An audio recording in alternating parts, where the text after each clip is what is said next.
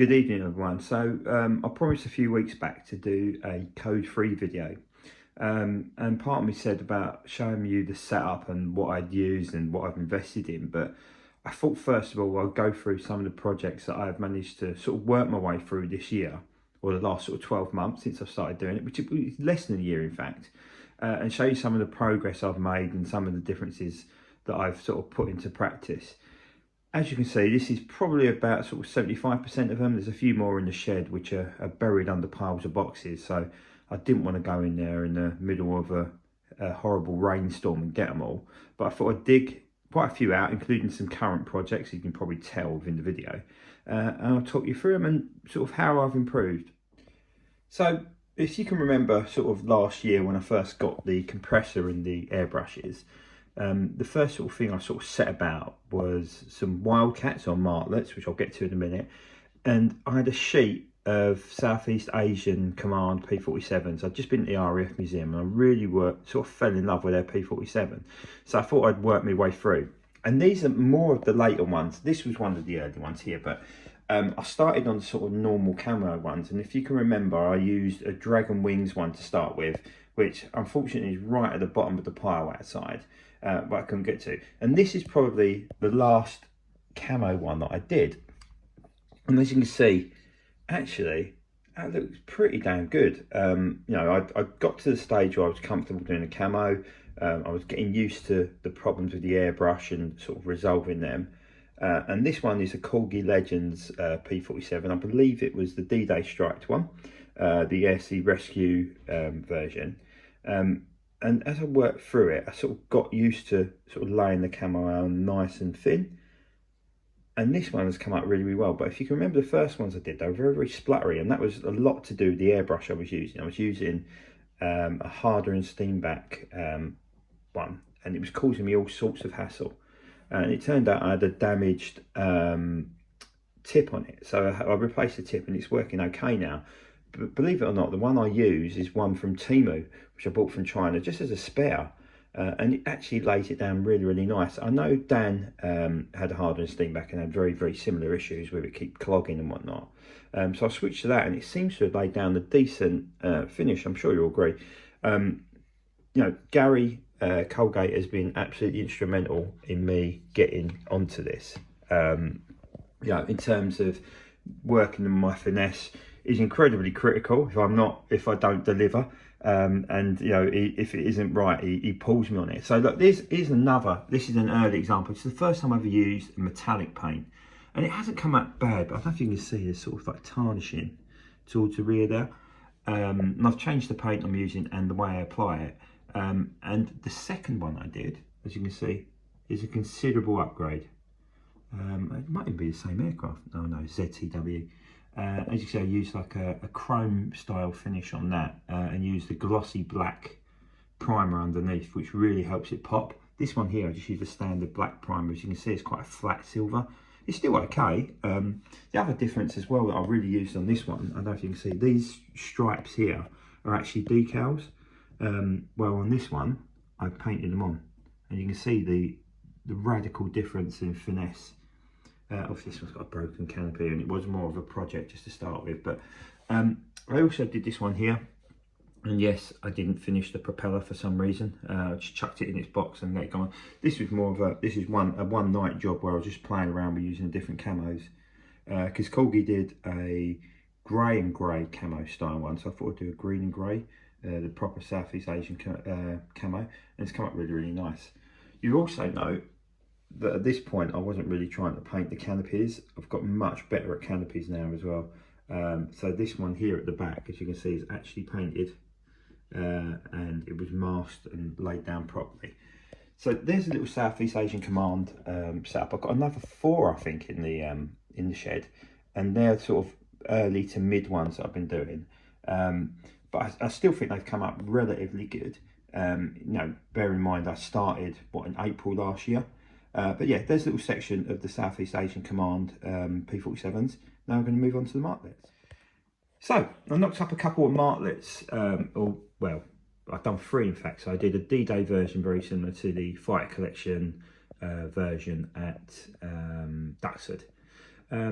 This was probably my first real success at doing a code 3, this little one here. And this is just an Amacom Wildcat.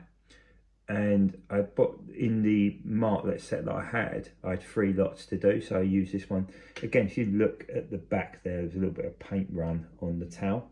But this is the one that really sort of gave me confidence in doing code 3s. Again, if you look at the canopy, I didn't actually paint that, as you can tell. Tried to get away with that because it was a very similar dark blue as it was.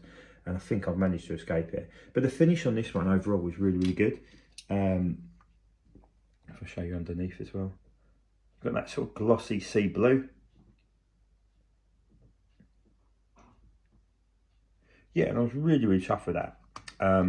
And this one was a quick, again, it was a one-nighter, just trying to lay down a different colour. As you can see, I had a bit of issues around the canopy and it isn't quite perfect.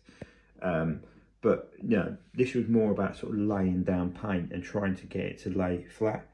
And it's done relatively well, actually. It's not it's a little bit thick there in places, and I don't know if you can see on the wing.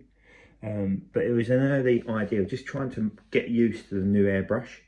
And unfortunately I might as well just quickly finish it. It was one I had to repair, got it cheap off eBay for £5. And fortunately, you know what, it's got my initials on as well, MS, so I thought nice little personal mount for me.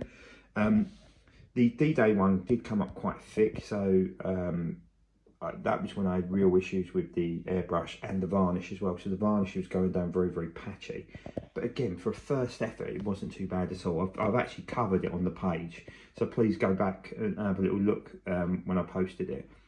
But yeah, so these were nice little subjects to start on.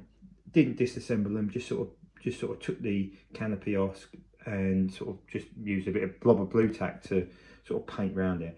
But 2 quite nice little examples that have not been made in die cast and added to my Martlet collection. Next up is a pair of Stangs. So this one is the new mould Corgi P51. I believe it was the RAF one, the silver one. And this one here was an old mould version, Old Crow. And I tried to use 2 different colour greens on this. So I went for, I think it was olive drab on that one, and that one's more of an RAF green. I might have gotten back to front, so I do apologise. So this one is Free and Easy, or Frenezy, whatever you want to call it. One that was a Duxford resident for quite some time. Really, really happy with this actually. It come up really, really nice. An aircraft that I really loved. The only issue I don't know if you can see there is the Japanese markings have sort of come off the white slightly. I probably went a bit too quick on that and they moved. But the rest of it's come up all right. Really, really happy with it. An aircraft, like I said, that I'd seen up close and personal and loved having in this country. And again, you know, this was probably summer last year and I was just really getting to grips with the airbrush. But the colour's gone on nice and flat. You know, there's a few little issues when you're getting really close, you know, that some of the masking could have been a little bit tighter perhaps. But overall, really, really happy with that one. And this one here was gash hand. Lost half of the dog for some reason. He just sort of fell off. But overall, again, not too bad at all. Finish is quite flat. The masking on the lines is really, really good, and I was happy with it. The decals have gone on quite nice as well. So yeah, these were 2 where I was rapidly improving. I thought, you know what, I want to get used to sort of doing different, more funky schemes, especially the propeller. The propeller on that one come up a lot better than that one. I mean, it doesn't look hideous by any means, but no, overall I'm really, really happy with it. In terms of the colours, what's interesting is the colours match the cowlings on that one better. They're more of an orange, and that one there is more of a red. But again, perfect match in terms of colours. So yeah, I was really, really happy with them. So again, this is where I'm starting to really sort of progress and move forward. Now over to 2 subjects at the back. This is a what if scheme I did with a damaged P47 I managed to get from eBay. Really quite happy with it actually. I just thought I'd do a what if RAF scheme if the RAF used sort of P47s in the round D-Day. Again, it was a night I was bored and I thought, you know what, I'm going to have a little bit of a practice just to try and get things better, and especially around D-Day stripes. And actually some of my better D-Day stripes, I think. Really, really happy with how that turned out.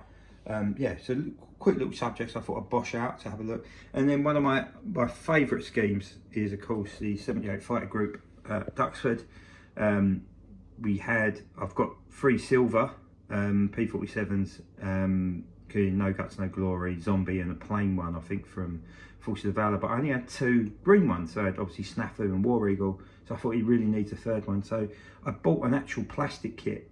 I forget which brand it was, but it's the only way you can get hold of this P47 scheme, which is Eileen. So I bought that, and this is an old No Guts, No Glory. So I just refurbed that. And I think it's come up really, really nice. Again, it adds something very, very different to the collection. And I'm really, really chuffed with it. I think they both come up reasonably well. Now on to some naval warfare. I'll cover all 4 of these. So I did actually order an Avenger, but unfortunately the seller managed to lose it en route. So the first one I did was, as you can probably tell with the yellow cowls, is the USS Bunker Hill. And this is a Matchbox Hellcat, so a different bit of die cast to play with. And so sanded it all down, used some sea blue, obviously masked the cowl as well, and put the yellow ring around it. Again, one of my favourite ones. I think it's come up really, really nice. You know, you can get these through Hobby Master, but they're not the easiest to get hold of. Unfortunately, for 15 quid and a little bit of paint, I think this has come up really, really well. And I thought I needed some USS Bunker Hill Corsairs as well, so I've got a few already, including the deck set, which I believe is Hendrick's one, which is 167. You may note that it's got the 155 wheels on, because I've only got 1 set of wheels to share between the 2.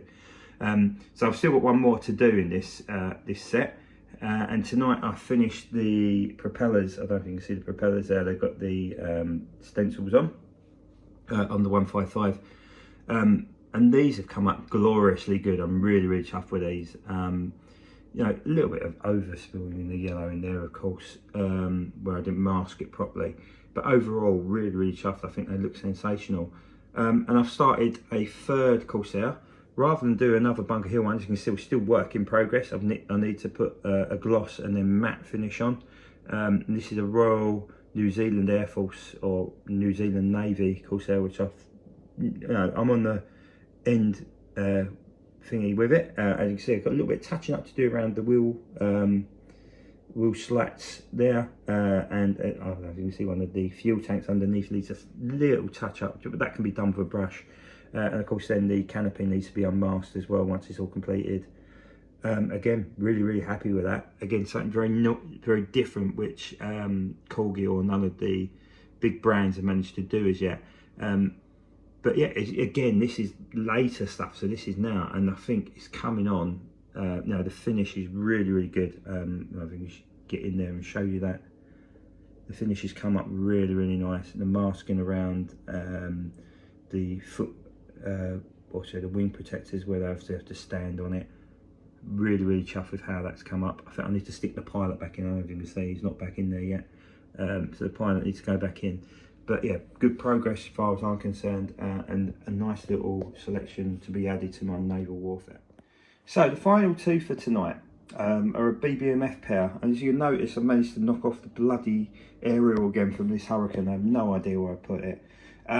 So these are 2 aircraft that have not been covered by Corgi as yet, but I would imagine they'd be on the hit list, and they're 2 of the current Battle of Britain Memorial flight fleet.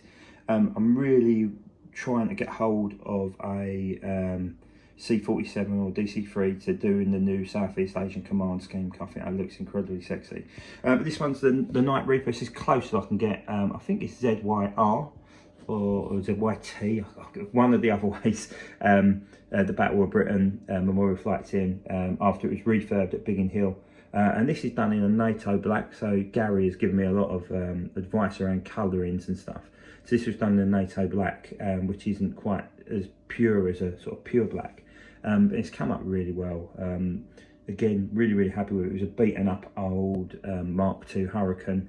You can probably tell by the guns they needed repairing, and of course no aerial, which I managed to knock off about 20 times. But really happy with how that's come out. And this one is one of my current work in progress, and this is the Mark 19 Spitfire, which is currently obviously yeah, well, was the only viable fighter actually at the Battle Britain Memorial Flight. So this has been done in I know you said Hornby PR blue, but it's a Humbrol PR blue, which is awkward to actually spray, but it's come up really well. The decals, I've had a nightmare where I've had to get 2 sets of decals. Thankfully the lovely people at Puzzlecraft have sent me a second set as a replacement, because the first one's literally just dissolved. So this needs a gloss and then a matte to finish off, and of course then the canopy needs peeling back as well. But again, really happy with that, how this has come out. No, it looked really cool with my PR Spitfires and Battle Britain Memorial Flight stuff. So yeah, this is one of my last work in progress. Believe it or not, I'm actually going to start on a P40 at some point over the coming days as well. So there's a bit of an overview of what I've been up to over the last year. I'll be a massive advocate for anybody who is, gone far in collecting and wants to do something a little bit different. I've taken this on. It's been a great thing for my brain to keep active. After the last few years, my brain has taken one hell of a pounding, and it's given me something to focus on really if I'm not busy. And I'm really happy with the progress I made. Am I the greatest modeler in the world? Of course not. No, am I up to Gary or Glenn or Dave or Dan's standards? No, of course not. But I'm really enjoying the process, and actually now I'm knocking out subjects that are in a good or okay. I would say I won't say good. I'm not in the good categories yet, but I'm really happy with the progress that I'm making. And you can do this on a budget as long as you can find a cheap compressor, and you can just get a cheap airbrush off of Temu. You can get them for like 5 to 15 quid with all the bits, all the needles and whatnot. And it is a process. It's frustrating when they clog up and you can't clean them, and you get the paint stuck and the paint comes out too thick, or or it runs, or there's so many things that drive you crazy. But once you sort of get your head around how the airbrush works, it's a real fun process, and I prefer it much more to brush painting. But look, that's really it from me tonight. Like I said, I've shared other pictures, including the Catalina and the B17s I've been doing. I did a 100th bomb group chrome B17, which has come up really nice. So there's a load of other bits I've been doing, and there's a load more I continue to do. And Gary, bless him, is sending me a load more decals for the post, so there's more subjects to be covered, including the Mark 1 Spitfire. So I've opened up a real can of worms there. But look, I hope you enjoyed the video. Like I said, if anybody's got any questions, drop me a message. If I don't know the answer, I know certainly Gary or Glenn or one of the people or my mentors who've helped me through this will certainly know. But like I said, it's a real enjoyable process, and something that I think more of us in the diecast world should get behind. But that's it from me. Hope you have a great weekend. It's bloody freezing here in Essex, so hopefully it gets a little bit better than that. And I'll speak to you soon. Take care.